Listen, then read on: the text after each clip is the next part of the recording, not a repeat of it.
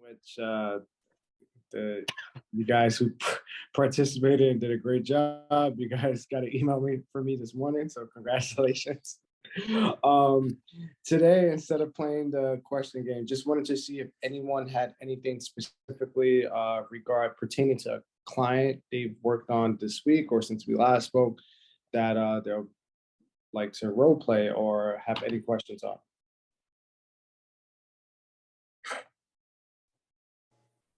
I have a question. Sure, let's go, Stacy. Okay. So prior to COVID, I was prospecting probably, well, let's say within the last, say maybe November of last year, I kind of gave up on my prospecting expireds and FSBOs because the market was just, there was no real expired. They were all canceled and withdrawn.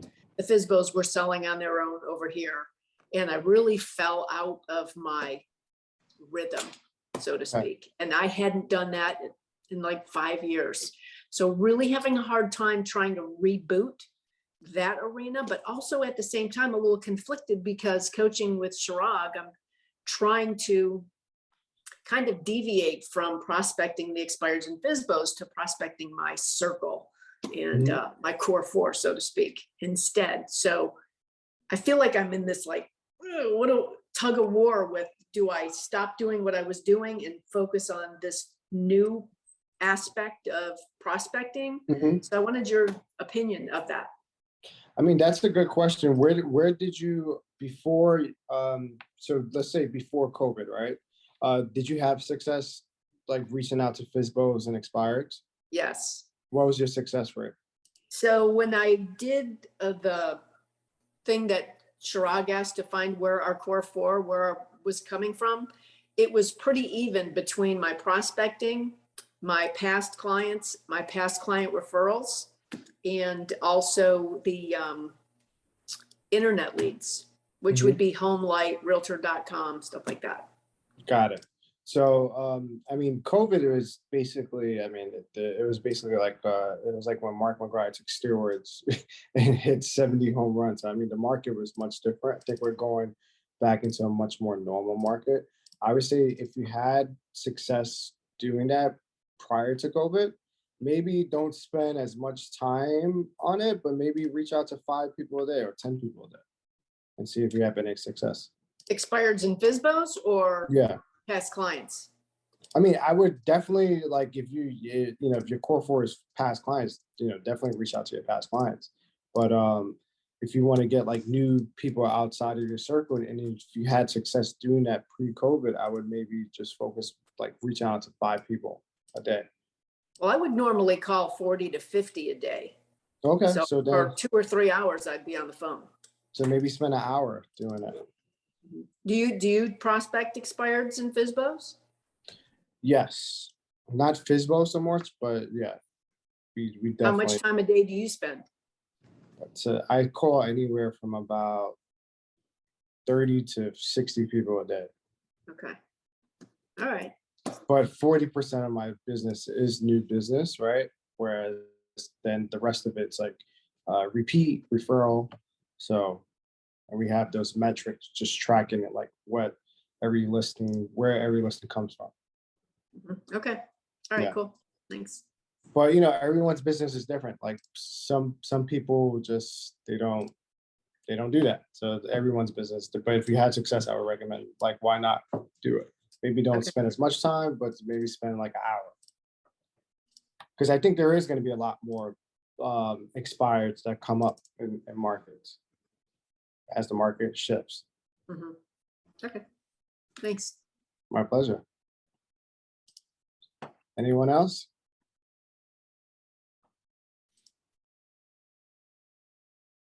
I have a question. Maybe you could help me with. I'm working with a builder who's in the process of, we're about 60 to 30 days out from starting to market the home. It won't be finished probably for another 60 to 90 days. He doesn't want to have a bunch of people coming through there. He's a small builder, does 1 or 2 houses at a time. He wants to start marketing to brokers, et cetera, spread the word out. And we're trying to set a price. the price, they're going down in our area and in where this house is. Mhm. Is there a script or something that you would say, hey, this is where the market is. It's not like it was 90 days ago in Austin. If we're going to continue to delay or have delays putting this on the market, it looks like we don't want to chase the market down, is what I'm Mhm. saying. What are your thoughts on that? So typically, I work with a lot of townhouse developers. Right. And I asked them, I sent them over, like before I meet them, we have this pre-pitch email that we sent out, which has comps included. And when I get to the meet, I asked them, like, where, like, did you have a chance to review the comps? What do you think this house is worth, not worse. And where do you see the market, right? Like, I'm working with one developer and he has like 10 properties on the market. I'm listing one of them and there's a few others listing a few of the other ones.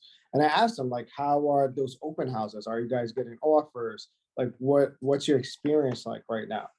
So I like to ask those questions because then you could kind of see where they at. Like, some developers, they're like, oh, if the house is worth $1 million, I want 1.5. Or some developers are realistic. They're like, okay, like, I need to get in and out, right? Because they're in the business of selling, property and moving on to the next project. So I would ask those questions like, has he had a chance to review the comps, and not the comps from last year, because that's a totally different market, but maybe in the last 2 months, send them to him. Right. Ask him what he thinks about those comps compared to his home. Ask him, where does he think the market is at now based on those comps for his property, and see what he said. And if he gives you an outrageous number, ask him if he had a contract in front of you for X amount based on the market data, what would you do? And see what he says.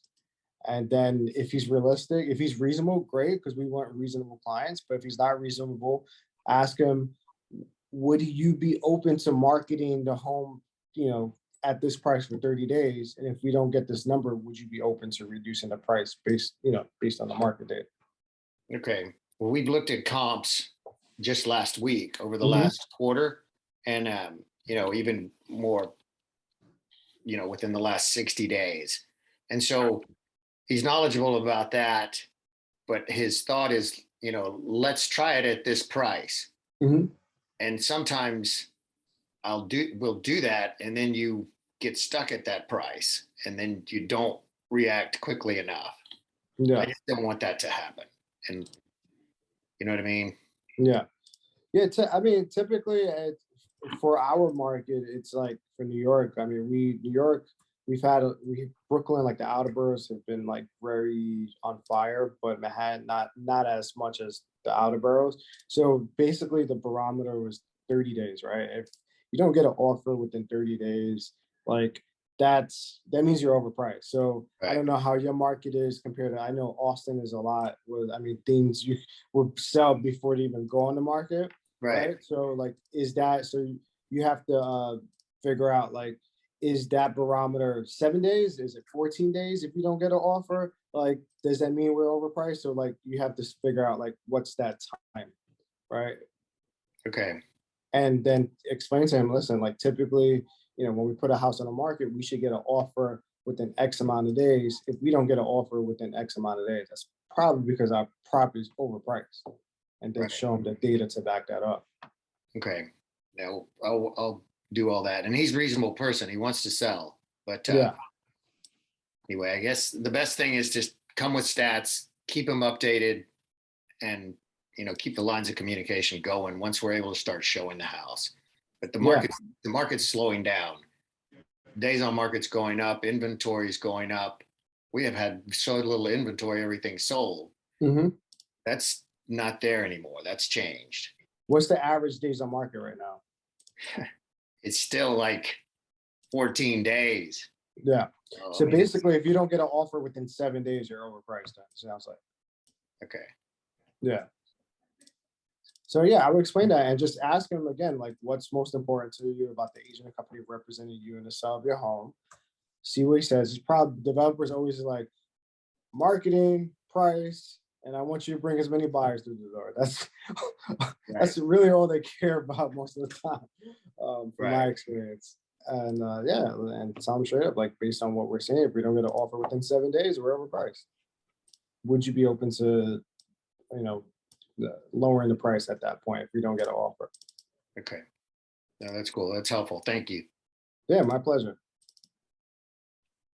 Hey, Justin, I have a question about when you ask these builders to lower their price, is there a percentage you guys lower the price by, or is it based on the comps? I mean, what are you guys based on how much you should lower the price? That's a good question.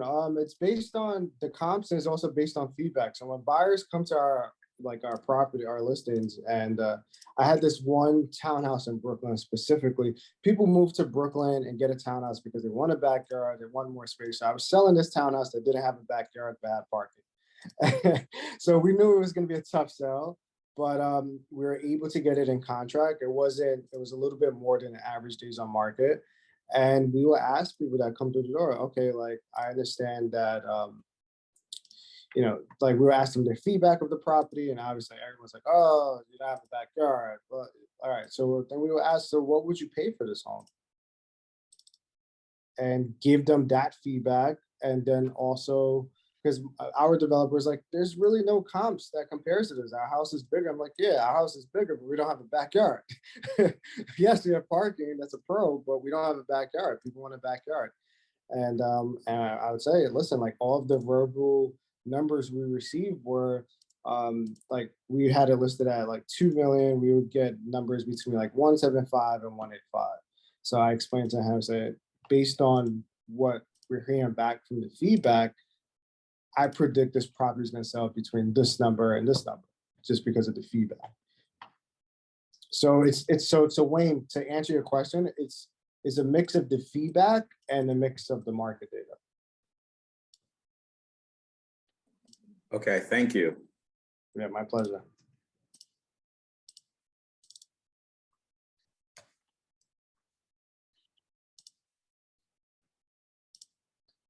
Juan and Lucas, do you guys have any questions for me? Juan and Lucas are my friends from Miami. How you doing? First time hearing from what? What's going on? No questions. I think that point that you just made is valid, especially like it's harder when there's really nothing to compare it to. You know, when you have I guess like not to say it like that, but a generic, you know, 2-bed, 2-bath or 3-bed, 2-bath or whatever condo, because we do a lot of condos, it's easier to argue. But when it's something that's really pristine and you know, special, quote unquote, it's harder, I guess, to get them to move on price, right? So I think what you just said is important in getting the feedback from the other brokers, right?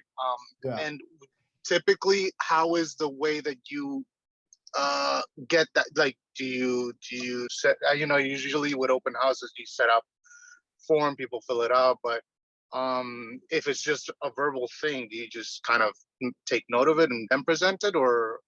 No, that's actually a good question. So basically everyone that comes to our open houses, they sign in. Then I don't do most of the open houses anymore.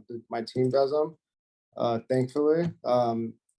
If it wasn't for my team, I wouldn't be able to do a lot of things in my life. So I'm happy for them.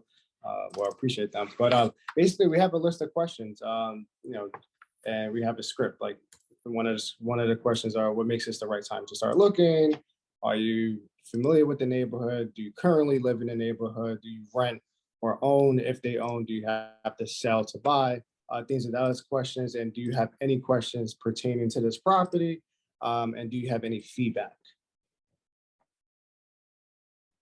Yes, Stacy, I can. Email me, I'll send it over. We have it in writing. So, but yeah, those are the questions. And yeah, based on the feedback, you know, you're gonna, like in a hot market, everyone's gonna submit an offer, but when the market starts to, like it's shifting a little bit, then it's important to get that feedback. Just so you know, like if you need to reduce the price with your seller, you're able to present them, again, data points, not just comps, but like actual feedback. I have a open house question too, because I haven't done an open house in 2 years due to COVID. Yeah. And anyone on here can answer the question. So when you guys have them sign in, are you using a sheet of paper? Are you using some other technology, maybe a QR code? Like, what is it that you're using to get people to sign in?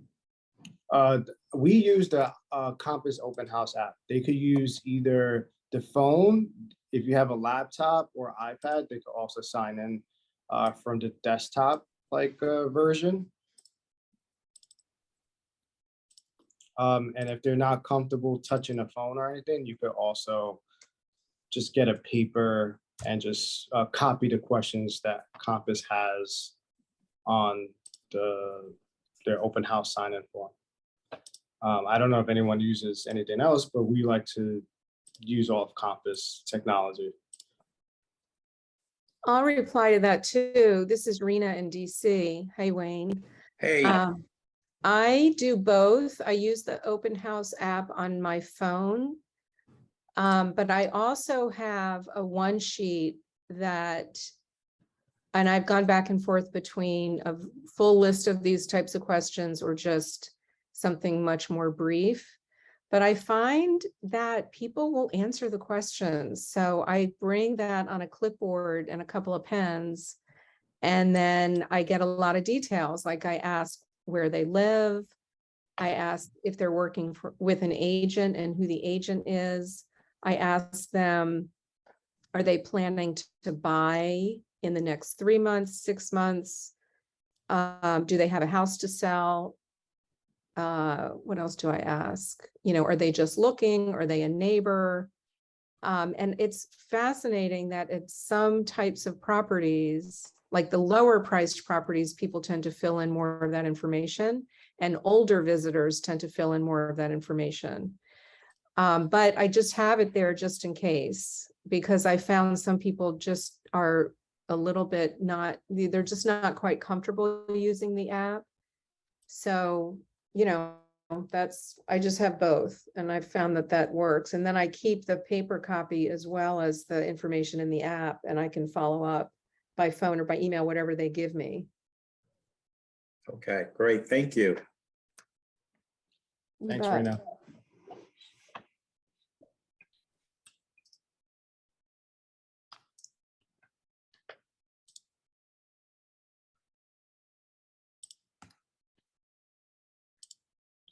Awesome.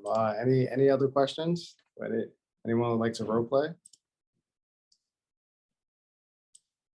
Let's go, Stacy. Let's role play an expired. I'll be the seller. Okay. Ring, ring, ring. Hello, Hi, may I speak to Stacy? this is she. Hi, Stacy. This is Justin Martinez. I'm a real estate broker with Compass. I'm calling about your amazing home at XYZ address. Do you have a minute to chat? Well, you're about the 12th agent that's called me, and I don't know if I'm still going to sell the house or not with the market. I'm afraid the market's going to crash. Yeah, I appreciate your time, and I understand you get a million calls, and your previous broker probably didn't mention to you that if you take your home off the market, you're going to get a million calls. So thank you for your time. Would it be helpful if I sent you some recent data from this month that shows similar listings like your home that have sold? Well, I've been keeping a pretty good eye on the market with Zillow. Okay. Okay, that's great. I'm glad you're informing yourself about the market. Are you still open to full ask offers for your home? Oh, of course. Great. Would you be open to give me a quick walkthrough of the property? I don't know that I'm going to list it again, though. Okay, because I would love to take a video for maybe potential buyers that come by our listings nearby. Oh, okay. All right. Yeah, I'd be open to that. Awesome. And how was your experience with the previous broker? Why do you think the home didn't sell? I don't know. They really didn't do too much. And when you say they didn't do too much, you feel like they didn't do enough job marketing the home, or? They really didn't communicate much with me at all. Okay, so it sounds like communication is important to you. Is that correct? Yeah, of course. Would it also be helpful if I sent you our communication plan that we use with other sellers post shutdown? What is that? It basically just gives you a day-by-day process of like how we communicate with the buyers, like what our traffic report shows, what our feedback shows, our communication plan in terms of like, when we schedule phone calls with the seller, that way you're up to date. Because we always say if, we're confident that we can sell your home and get you the closing table, but if we don't communicate to you throughout the process, then we're not doing our job. Yeah, I agree. Okay. Yeah. I'd like to see that. And what's the best email for you? Stacy@ahigroup.com. Okay. Would it also be helpful if I sent you our marketing strategies that we use for homes nearby? Yeah, send it all on the same thing. That's fine. Okay, great. So I'll send that over within an hour. I understand that you're not completely open to selling, but would you still be open to give me a quick walkthrough, like 5 or 10 minutes this week? Yeah. How's tomorrow around this time? Oh, well, my work schedule, I can't do anything during the week. Are you available on the weekend? Yeah, sure. How's Saturday morning around 11 o'clock? Okay, yeah, that's good. That works. Awesome. Do you like coffee? Yeah. Would it be okay if I bring you some coffee? Well, by 11, I've usually had a pot, but thank you. That's very kind. Okay, no worries. I'll see you Saturday at 11. Thank you. Thank you. All right, cool. That's I was nice. I was easy on you. you're really nice seller. I mean, I get hung up on all the time. It's okay. As you know, yeah. Gotta have thick skin. Great. So I just try to ask questions. That's it. Yeah, it's breaking through that wall. Yeah. And so how often typically, I mean, will you call them every day? Will you call them multiple times in one day? I mean, what's your numeric? Honestly, I have so many leads, so it's like I can't call the same people like twice a day unless I'm focused on a specific like developer or something like that. But we basically have our goals for the week of like who we want to contact, and we just stick to those lists because I don't call just expireds. I call like developers that are building, and that conversation is actually a lot more easier than expired because I'm literally just asking them what they're doing like I'm introducing myself, what they're doing at the site, what's the timeline, and do they need any like market studies or anything like that.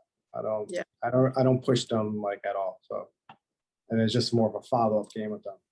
Right. Okay, cool. Yeah. Thanks. My pleasure. Hey, Justin, quick question. I know this has been a topic, in Compass Core and all that, but I know you just mentioned that that you will send the listing presentation to this potential seller. Mhm. How does your listing presentation, or what you're going to share with this seller, how does it look like? Is it like a 1-pager? Is it like 2-pager? Like, how do you make it more attractive for this potential seller that he, perhaps he doesn't have, a lot of time during the week, so he just wants to like skim through a one sheet, Well, so that's why I asked them like what's important to them, because like what's important to us might be different of what's important to them. So maybe like Stacy just said like my agent never communicated to me, so like that's important to her. So you want to share like some type of communication plan, or if they say marketing, then we have the marketing calendar on the Chirag Shah website that I helped create. Well, Chirag helped me create it for the team and for our sellers. So it all depends like what's important to them. Okay. Yeah. Typically, from my experience, it's typically marketing, communication, and like what you've done in the neighborhood. So basically, from what you have on your listing presentation, based on the conversation, you just like pull out, information that will be relevant to that potential seller. Correct. And we don't send it as attachments. We send it as like a hyperlink. That way they could just quickly click on the link and just see it. Beautiful. Thank you so much.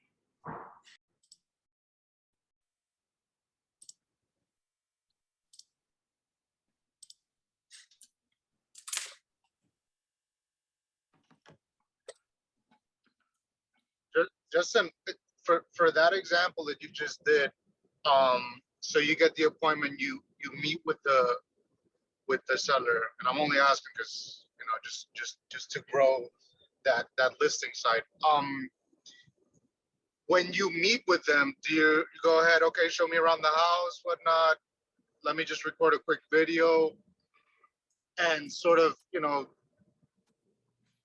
ask them on like what's the process there? Are you trying to pitch to get the listing, or is more like, oh, let me just send this to a couple of buyers and see if there's any bites, and then try to sell it off market, or what's the end goal with the? Let me go. I mean, take a look at the goal of meeting them is just to build rapport with them, because they're typically, when you meet someone in person, you can build rapport with them, and just again go through the questions again, and just ask, like, see if they actually want to sell. If someone's giving a tour of the home and it's like, yeah, I'm still open to full ass offers, that means they're still open to selling. So the goal would be to build rapport and potentially get the listing. So you post meeting, there should be like a post action plan or post task, follow-up task, post meeting. Gotcha.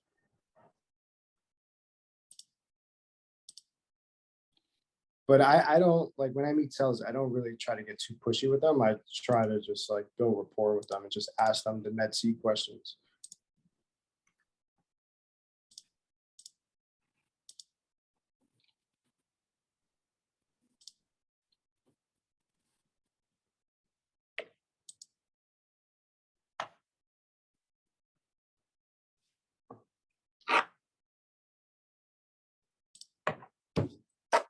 I have to jump off at 11. Do we have any other questions?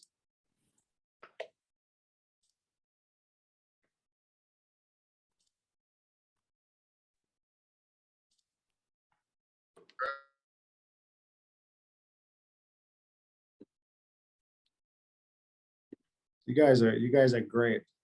I mean, you guys ate me up on the question game last week. I think we should do it next week again for everyone that couldn't participate. All right, Rena. Yeah, let's role play next week. Just have what you want to role play, and we'll dive fully into role play. Awesome. Non-committal sellers are the key. I look forward to that. All right, so cool. So we'll Thanks. do non-committal sellers, and we'll start with that next week. I love that. All right, guys, take care. Enjoy the rest of your Awesome. weekend, Bye. and feel free to email me or reach out to me during the week if you guys have any questions. I'm always here for you guys. Bye.